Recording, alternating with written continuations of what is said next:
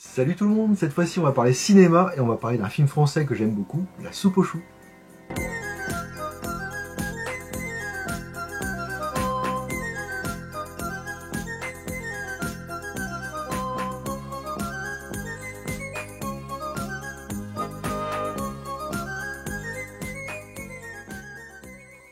Tout le monde connaît La Soupe aux choux, un film qui est sorti en 1981, l'avant-dernier de Louis de Funès malheureusement, juste avant Le Gendarme et les Gendarmettes, mais ça on va en reparler aussi. Ce qui me pousse à parler de La Soupe aux choux aujourd'hui, c'est parce que c'est pour moi un film de chevet comme on dit.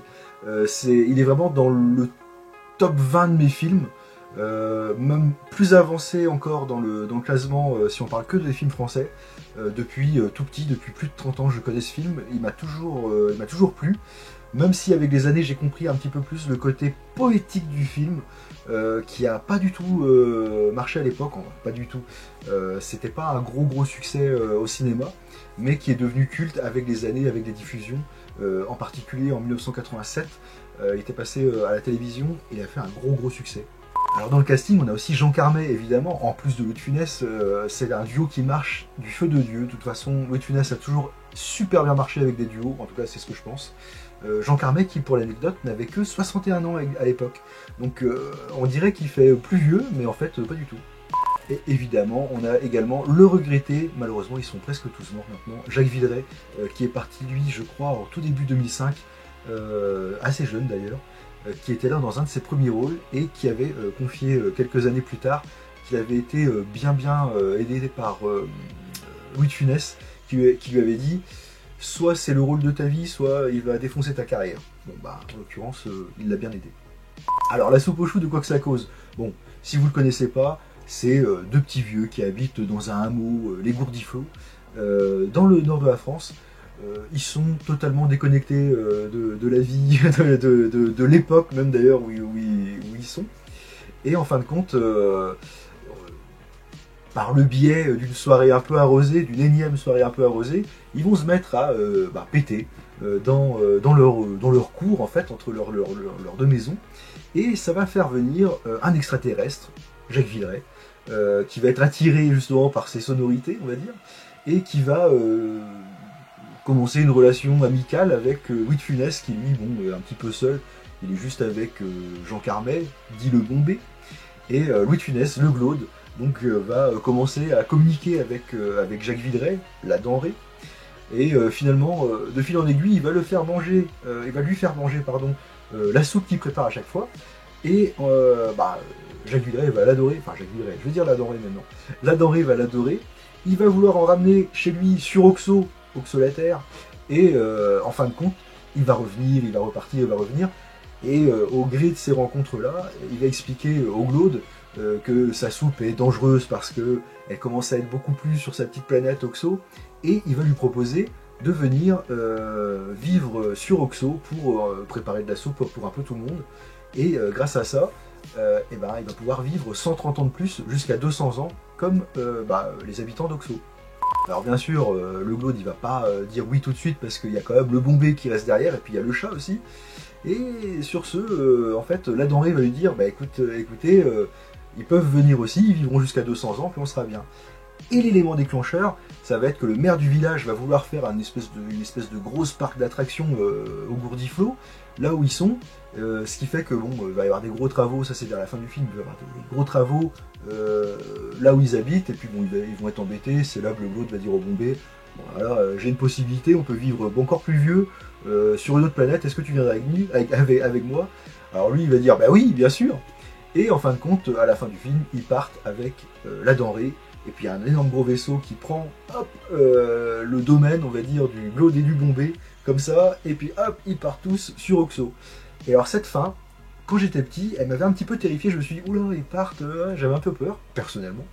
Et en fin de compte, comme je le disais en début de vidéo, j'avais pas compris la poésie de ce film, qui finalement est presque un petit bras d'honneur à la société auquel les deux personnages étaient confrontés.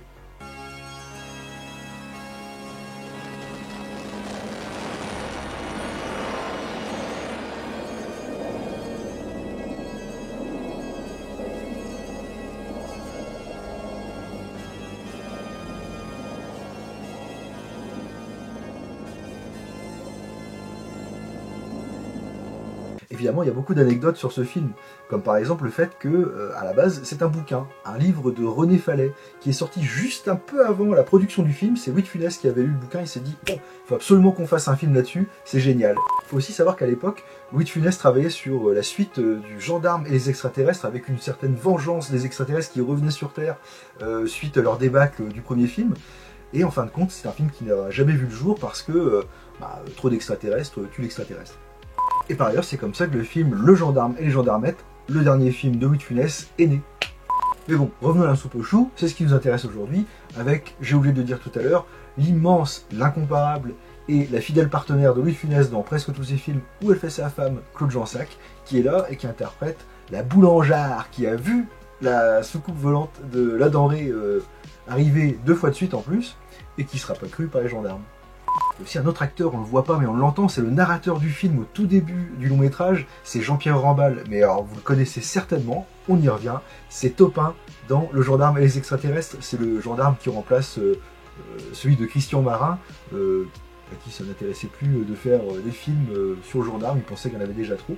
Et là, on l'entend, c'est lui qui fait la petite narration au début du film, avec une petite voix un petit peu qui lui était un peu reconnaissable. C'est un grand monsieur, c'était malheureusement un grand monsieur du théâtre aussi. Alors, autre anecdote bien sûr, malheureusement l'état de santé de Louis de Funès a fait que les assureurs ne voulaient qu'il ne tourne que entre 5h et 21h, ce qui fait que les prises de nuit, on va dire, quand la soucoupe arrive, quand Jean Carmet cherche la soucoupe dans le champ juste après, ont été faites en studio, ça se voit, il y a un petit peu de décor derrière, on le voit bien assez nettement, mais ça n'entache pas le film, très franchement. Et d'ailleurs, en parlant de la soucoupe volante, elle a été créée par Guy Delécluze. Alors là, comme ça va peut-être pas vous dire grand-chose, mais visuellement parlant, vous allez tout de suite tilter, c'est aussi le créateur, entre autres, de la planète Krypton, dans le premier film de Superman. En fait, c'est Louis de Funès qui voulait pas avoir le même résultat que dans Le Gendarme et les extraterrestres au niveau soucoupe. Il a un petit peu poussé pour avoir quelque chose de pas mal. Effectivement, on peut constater le résultat est assez sympa. Et les petites dernières anecdotes, c'est pour moi c'est cadeau. Vers la fin du film, quand il y a une foule qui scande les vieux cons, aux pauvres Glaudes et aux pauvres Bombés qui sont derrière les barrières qui séparent leur propriété du terrain de travaux du parc d'attractions, il y a un petit garçon qui jette une fléchette en plein milieu du front du Bombay. Et ce petit garçon, c'est Cyril Aubin. Et Cyril Aubin, vous le connaissez tous, tout du moins les gens de ma génération, parce que c'est Johnny dans Le Miel et les Abeilles. Et par ailleurs, Cyril Aubin, c'est un gars que j'ai eu l'occasion de rencontrer de manière professionnelle, qui fait beaucoup de théâtre maintenant, et qui est très sympa, et très drôle aussi. Bon voilà, on a fait un petit peu le tour du film La Soupe aux Choux. Bon, vous l'aurez compris, hein, je l'ai dit au début, c'est un film que je porte dans mon cœur depuis très longtemps maintenant, et que j'ai eu la chance, il y a quelques années, d'acheter en Blu-ray. Hop, je vais vous le montrer vite fait, parce que je ne vous ai pas montré d'objet aujourd'hui, s'il veut bien sortir. Voilà, alors ça c'était un coffret avec la loue la cuisse. Hop, et je ne l'ai pas encore déballé, mais voilà le film en Blu-ray. Alors dedans c'est pas mal, il faudra que je le regarde un de ces 4 matins. Il y a un documentaire qui peut être vraiment pas mal, Louis de Funès, L'Homme Orchestre, réalisé par Dominique Maillet, 32 minutes. Donc je pense que ça pourrait être intéressant. Hop, je vais vous montrer la 4e de couverture, on va dire, de la jaquette, qui est sympa comme tout. C'est une version qui est remasterisée. Et il va falloir que je la regarde en version remasterisée, parce que moi j'ai le vieux DVD que je regarde souvent. Et je sais pas pourquoi, je l'ai laissé dans sa boîte. Ça m'arrive souvent ça aussi. Et sur ce, je vais vous souhaiter une très bonne semaine et je vais vous dire à dimanche prochain. Pour quelle vidéo, je ne sais pas encore. Il est vrai que je dois finir les parties 3 et partie 4 des personnages de Ghostbusters. Il nous reste Ray et Egon à voir. Mais je vous avoue aussi que en 2024, j'ai pas mal d'idées. J'ai envie de partir dans pas mal de directions différentes, tout en restant sur le cinéma, les objets du cinéma et surtout les figurines ou les petites bagnoles que j'aime beaucoup, qui sont dans mes collections.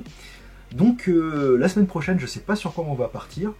Tout ce que je peux vous dire, c'est que à tous les coups, sur mon groupe Facebook qui s'appelle très modestement Chez Toi Toine, vous verrez en cours de semaine quoi qu'est-ce qu'on va aborder comme sujet.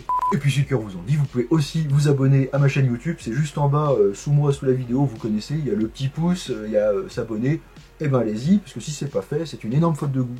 Sur ce, je vous laisse, on va aller chanter la valse brune avec le Glaude et le Bombay. Ciao!